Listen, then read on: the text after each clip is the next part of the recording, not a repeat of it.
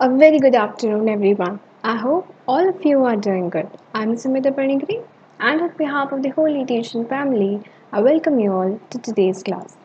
I'm teaching you Science, Class 8, and we are reading Chapter 11, that is Force and Pressure. And this is your final part, that is 7th part. Okay, today we'll be concluding the chapter. So before starting today's class, let me remind you that eTuition is providing quality education for your better tomorrow. So don't forget to subscribe our YouTube channel or download the app from Play Store. So let's see what we're going to study today. Okay. Today we are going to discuss about atmospheric pressure. As all of you know that the atmosphere in which we are residing is exerting certain sort of pressure to that of our earth. As shown in the picture, you can see that the earth is surrounded by atmosphere, a layer of atmosphere which protects us. Okay, so this atmosphere is exerting a type of pressure on the earth. So let's discuss about this in detail. So first is, what is atmospheric pressure? Our atmosphere extends to several kilometers above sea level. Exactly right. We have a shield around the earth, right? So whenever there is a sea level, just certain several kilometers above it, there is atmosphere which lies. Above the atmosphere, if you cross, there is no gravity, right? So our atmosphere extends to several kilometers above that of sea level. After that, there is no gravity, there is no atmosphere. The weight of air acts as a pressure known as atmospheric pressure. Now, what is atmospheric pressure? There is a layer of air just around, just at a particular level, which act as the pressure, and it is said to be as atmospheric pressure. Okay, the pressure in our body balances atmospheric pressure, and that is why we do not feel it. Now, if somebody is putting pressure to our body, or like that, there is atmospheric pressure in the air, then why we are not feeling it? The reason is the pressure in our body balances the atmospheric pressure. In the atmosphere, the pressure that is already available, it is actually being balanced by that of the pressure of our body. हमारे body का जो pressure है और जो atmosphere का pressure है वो balance हो जाता है, कैंसिल आउट हो जाता है. दैट्स वाई हम कुछ प्रेशर फील ही नहीं करते. ठीक है. अदरवाइज सी लेवल के ऊपर हज़ारों किलोमीटर के ऊपर एक लेयर है, दैट इज़ एटमॉस्फेरिक प्रेशर, जो कि थिक लेयर ऑफ एयर का वेट है, जो कि हमें बहुत सारी चीज़ों से बचाता है. ठीक है, आगे बढ़ते हैं. The atmosphere is the layer of air involving the earth. Earth के चारों तरफ एक लेयर है जो कि एटमॉस्फेयर है.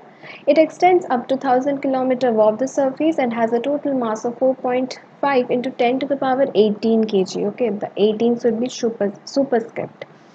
सो यहाँ पे क्या है कि एटमॉस्फेयर का जो लेयर है अर्थ के चारों तरफ होता है. ठीक है, 1000 kilometre above the surface of earth है, एंड उसका वेट कितना है, उसका टोटल मास है 4.5 into 10 to the power 18 kg.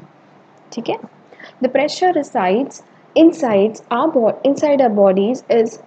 body is almost the same as the external pressure, so balances it. As I told कि जो भी पर्टिकुलर एटमॉस्फेरिक प्रेशर है और हमारे बॉडी का जो प्रेशर है उसको बैलेंस कर देता है, इसीलिए हमें वो प्रेशर फील ही नहीं होता है. At high altitudes where the pressure is lower, जो हाई ऑल्टीट्यूड है, जब भी हम पहाड़ वगैरह चढ़ते हैं तो वहाँ पे जो होता है प्रेशर कम होता है. ठीक है. ब्रीदिंग इज़ डिफ़िकल्ट, तो जहाँ पे आपको प्रेशर घटेगा तो वहाँ पे आपको ब्रीदिंग डिफ़िकल्ट होगी. फॉर एग्जांपल, जब आप नीचे जाते हो, जैसे कि समंदर के नीचे, ठीक है, वहाँ पे क्या होता है, वहाँ पे बहुत ज़्यादा प्रेशर होता है. That is also very difficult to stay over there. और अगर कम प्रेशर होगा, जैसे ऑल्टीट्यूड्स बढ़ता जाएगा वैसे प्रेशर घटता जाएगा, वहाँ पे भी हमें दिक्कत होगा रहने में. तो हम प्लेन में रहते हैं, दैट्स वाई. ना ही हम ज़्यादा नीचे रह सकते हैं, बहुत ज़्यादा प्रेशर है, ज़्यादा ऊपर भी नहीं रह सकते, कम प्रेशर है. We need an optimum pressure in order to survive. Okay. वहाँ पे जैसे आप ऑल्टीट्यूड जैसे पहाड़ चढ़ोगे, वहाँ पे टेम्परेचर बहुत ज़्यादा बढ़ जाएगा, यानी कि टेम्परेचर घट जाता है, बहुत ज़्यादा -डिग्री में आ जाती है, और आपका प्रेशर भी घट जाता है, जिसकी वजह से ब्रीदिंग डिफ़िकल्ट होती है. जैसे कि माउंटेनर्स जाते हैं, वो अपना क्या ऑक्सीजन बॉटल लेके जाते हैं, क्योंकि वहाँ ऑक्सीजन कम रहता है, वहाँ पे आपकी ब्रीदिंग ऑक्सीजन कमता है, टेम्परेचर माइनस में आ जाता है, उसके बाद प्रेशर घटता है, तो it is very difficult for us to climb in high altitudes. That's why we breathlessness. Okay. Nose bleeding में occur as results from pressure between the body and external pressure. Now कभी कभार ऐसा होता है कि knows bleeding होता है। What is the reason of that? The reason is that जब एटमॉस्फेरिक प्रेशर डिफरेंस हो जाता है, हमारी बॉडी का प्रेशर एटमॉस्फेरिक प्रेशर इक्वल है इसलिए हमें फील नहीं होता, पर जब थोड़ा बहुत इम्बैलेंस हो जाता है, then there is nose bleeding. Okay, so we need an optimum pressure, temperature, everything in order to survive. ना ही हम ज़्यादा टेम्परेचर में रह सकते हैं, कम टेम्परेचर में नहीं रह सकते, ज़्यादा डेप्थ में नहीं, हाई ऑल्टीट्यूड में नहीं, कम ऑक्सीजन में नहीं। That's why human stage at a particular optimum temperature and pressure every particular other thing. Next, now these are certain sort of examples that we'll be discussing. Now what is this? Syringe. Syringe क्या होता है? That is when the piston is pulled up, the atmospheric pressure. Now हम इसके बारे में पढ़ेंगे। Series आपने देखा होगा, जब भी हमारा जो पर्टिकुलर इंजेक्शन लगता है तो क्या करता है, जो भी पर्टिकुलर डिब्बे होता है जहाँ से सुई निकाली जाती है, आपकी जो सीरीज होती है उसको क्या करते हैं, कुछ मतलब कोई भी लिक्विड जो आपको दिया जाता है, कोई वैक्सीन अगर आपको दी जाती है तो सीरीज को फाड़ा जाता है। अभी आपने देखा होगा कोविड वैक्सीन में, अगर आपने वैक्सीनेशन मतलब देखी होगी, आप गए होंगे वहाँ पे, तो क्या करते हैं, एक सीरीज निकालते हैं, न्यू सीरीज, ठीक है, उसके बाद उसको पर्टिकुलर जो डिब्बा होता है जिसको हमें वैक्सीन देनी है, वो पर्टिकुलर डोज उसको लेते हैं। सो वो कैसे लेते हैं, देखो पिक्चर में देखो, तो हम क्या करते हैं, एक पिस्टन टाइप का होता है, उसको ऊपर खींचते हैं, जब उसको ऊपर खींचते हैं तभी जाके वो लिक्विड उस सीरीज के अंदर आ जाती है। अब वो आती कैसे, वो इसलिए आती है, the atmospheric pressure inside the decrease, ये will decrease. Okay, when the piston is pulled up, जब हम पिस्टन को खींचते हैं जो भी पर्टिकुलर लिक्विड हमें सीरीज के अंदर चाहिए वो आ जाती है। क्यों आती है, क्योंकि एटमॉस्फेरिक प्रेशर जो सिलेंडर में होता है वो डिक्रीज हो जाता है, तो वो आ जाता है। The atmospheric pressure outside pushes the liquid up into the series, ठीक है। तो यहाँ पे क्या होता है, एटमॉस्फेरिक प्रेशर घट जाता है इनसाइड द सिलेंडर का, और बाहर का जो प्रेशर होता है वो क्या करता है, वो पुश करता है। जैसे कि पिक्चर में टोटल रिप्रेजेंटेशन दिया है, मैंने सीरीज को घुसाया, मैंने उसको पिस्टन को खींचा, तो जितना भी एटमॉस्फेरिक प्रेशर है वो सिलेंडर का, वो लिक्विड को, वो घट गया, और आउटर वाले जितने प्रेशर है उसने उस लिक्विड को पुश किया ताकि वो पिस्टन के वो सीरीज के अंदर चले जाए। That is the phenomenon through which it is also atmospheric pressure का कुछ ऑल्टर हो रहा है, बिकॉज इसकी वजह से सीरीज आपका ऐसे काम करता है, ठीक है। There is atmospheric pressure. Okay, वो वाला थोड़ा अजीब था। स्ट्रॉ देखते हैं। स्ट्रॉ वाले केस में क्या होता है, मैंने person suck the straw, the pressure in the stock. अच्छा ठीक है, हम लोग कोई भी जूस पीते हैं तो हम क्या करते हैं, स्ट्रॉ को उस जूस में डालते हैं, ठीक है। हम अगर अभी माज़ा पी रहे हैं तो हम क्या कर रहे हैं, स्ट्रॉ को डाल रहे हैं उस माज़ा ये में, उसके बाद we are sucking it, right, हम खींच रहे हैं उसको। तो हम जब इस लिक्विड को स्ट्रॉ की तरफ, स्ट्रॉ से खींच रहे हैं, तो एग्जैक्टली हो क्या रहा है, बताओ क्या हो रहा है। Atmospheric pressure outside which is higher will force the straw water into it and consecutively into the mouth। तो atmospheric pressure क्या होता है, हमारा जो particular माज़ा है उसमें atmospheric pressure ज़्यादा है, तो क्या हो रहा है, जब हम लोग उसको खींच रहे हैं तो वही जो एटमॉस्फेरिक प्रेशर है वो जो पर्टिकुलर माज़ा को हमारी स्ट्रॉ की तरफ धकेलता है। तो इसी वे में क्या होता है, जो भी हमारे एरिया में जितने भी लिक्विड में प्रेशर है वो क्या करता है, जब भी कोई भी सक्शन क्रिएट होता है, आप खींचते हो, सीरीज से भी हम खींच रहे थे, स्ट्रॉ से भी हम खींच रहे हैं, तो क्या कर रहा है, जो लिक्विड का प्रेशर है वो धक्का मार रहा है लिक्विड को कि चलो तुम स्ट्रॉ की तरफ जाओ, ठीक है। तो वहाँ पे जो स्ट्रॉ में होता है क्या होता है, प्रेशर कम हो जाता है, तो वहाँ सब चले जाते हैं, ठीक है। It's a very good example.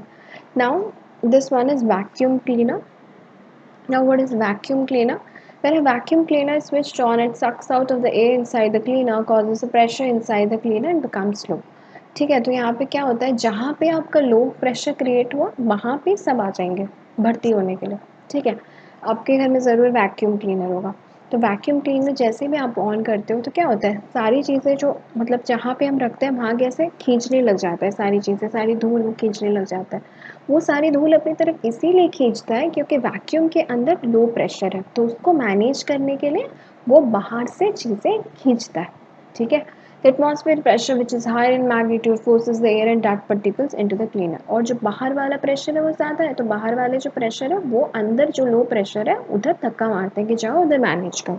तो सिंपली ये है कि यहाँ पे जो था स्ट्रॉ में स्ट्रॉ में लो प्रेशर था और बाकी हर जगह हाई प्रेशर था, तो उस पर्टिकुलर प्रेशर को मैनेज करने के लिए जो हाई प्रेशर एरिया से लो प्रेशर एरिया तक कोई भी चीज़ जाती है। ये स्ट्रॉ में भी हुआ, ये सिरिंज में हुआ, और वैक्यूम में भी सेम ही चीज़ होता है। वैक्यूम के अंदर प्रेशर लो होता है और वैक्यूम के बाहर प्रेशर ज़्यादा है। तो जैसे ही मशीन को ऑन कर रहे हैं तो यहाँ से क्या हुआ, लो प्रेशर से हाई प्रेशर से लो प्रेशर की तरफ पार्टिकल्स जाती हैं। So this is the way through which this atmospheric pressure works. Got it? I hope you guys have no doubt regarding this particular chapter. Okay, ये बहुत easy सा chapter है।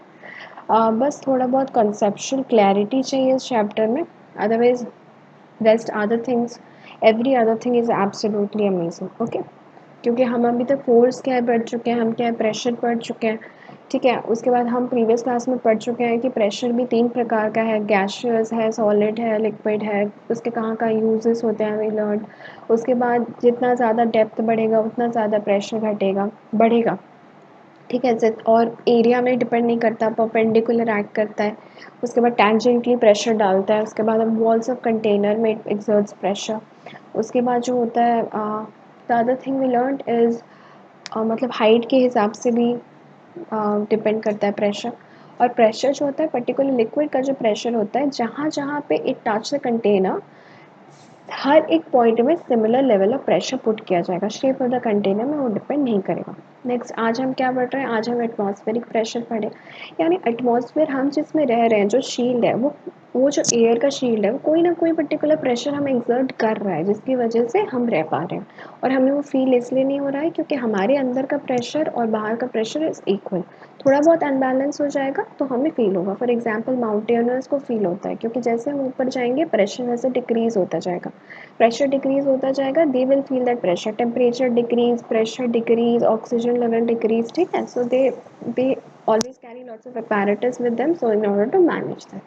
Okay, now ये जो होता है कितना, एक लेयर है अर्थ में हज़ारों किलोमीटर ऊपर, उसका कितना मास है 4.5 इंटू 10⁻18 kg। ओके, नाउ वे सीरीज का भी रहता है, जो भी पर्टिकुलर लो लेवल प्रेशर होगा, हम जब उसमें कोई भी पर्टिकुलर जैसे वैक्यूम हो गया, हमने इलेक्ट्रिसिटी दिया या फिर हम सीरीज से खींच रहे हैं या सक कर रहे हैं थ्रू स्ट्रॉ, तो क्या हो रहा है तो वहाँ से जो हो रहा है आउटर एरिया का प्रेशर ज़्यादा है जबकि इनसाइड का प्रेशर कम है, तो उसको हम मैनेज करने के लिए आउटर प्रेशर से इनसाइड प्रेशर की तरफ हम particles ला रहे हैं। So that is how atmospheric pressure exactly works. Okay, so thank you for watching today's video. I hope कि आपको आज का वीडियो अच्छा लगा होगा और कोई भी डाउट नहीं होगा regarding this particular chapter. If you have any doubt regarding any of this chapter, you let me know in the comment section below. I'll definitely answer. And अगर आप पहली बार ये वीडियो देख रहे हो, आपने कभी वीडियो नहीं देखा है, तो आप प्लेलिस्ट में जा सकते हो। प्लेलिस्ट में 8, 9, 10 या डिफरेंट क्लासेस आप जिसका भी पढ़ रहे हो, प्लेलिस्ट में सारे वीडियो सीरियली हैं। You may check it out and see the video serially, क्योंकि अगर आप सीधा ये वीडियो देखोगे तो आपको समझ नहीं आएगा, because every video is connected. तो कनेक्शन में पढ़ो, it will very easier for you. Make settle notes, ठीक है, नोट्स बहुत सारा बनाओ अपने से, because hand written notes works the best way, ठीक है, क्योंकि वो आपके अंडरस्टैंडिंग के लिए होता है, आप बेस्ट अंडरस्टैंड कर सकते हो, थ्रू योर नोट्स। तो अपने से नोट्स बनाओ, एनसीईआरटी पढ़ो या वीडियो देखो, कोई भी डाउट है तो आप पूछ सकते हो।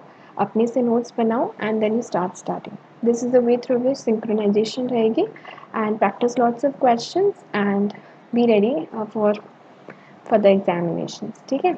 और धीरे धीरे पढ़ो आराम से, one step at a time, it will very easy, don't be rush, otherwise याद नहीं रहेगा। थोड़ा थोड़ा पढ़ो, अच्छे से पढ़ो एंड माइंडफुली पढ़ो, ठीक है। So I be seeing you in the next class with new session and हम नेक्स्ट सेशन में क्वेश्चन आंसर का सेशन करेंगे इस पर्टिकुलर चैप्टर का। फिजिक्स चैप्टर फर्स्ट शुरू हुआ है, इससे पहले सब केमिस्ट्री ही we have read in this particular class. So वो भी आप चेक इट आउट कर सकते हो। तो नेक्स्ट क्लास में हम लोग क्वेश्चन आंसर डिस्कस करेंगे, ठीक है। आज so I be seeing you in the next class with the new session. Until then have a good day, keep smiling, bye.